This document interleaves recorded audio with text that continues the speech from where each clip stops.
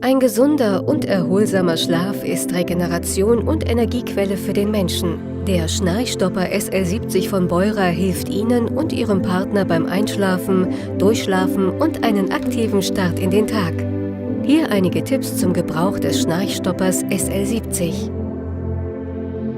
Vor dem erstmaligen Betrieb laden Sie das Gerät für mindestens 3 Stunden auf.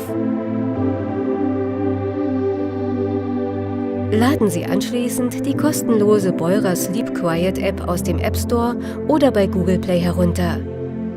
Verbinden Sie nun den Schnarchstopper mit der App. Halten Sie hierfür die Ein-Aus-Taste am Schnarchstopper für 3 Sekunden gedrückt, bis die Betriebsleuchte zu leuchten beginnt. Für eine optimale Passform wählen Sie die passende Ohrstöpselgröße. Legen Sie den Schnarchstopper am Ohr an. Drehen Sie den Ohrstöpsel so, dass die Öffnung in Richtung des Gehörgangs zeigt. Sie können sich nun wie gewohnt schlafen legen.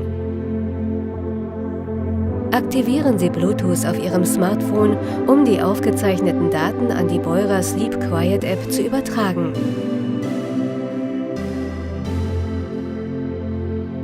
Drücken Sie die Ein-Aus-Taste am Gerät für 3 Sekunden, um es nach dem Aufstehen auszuschalten.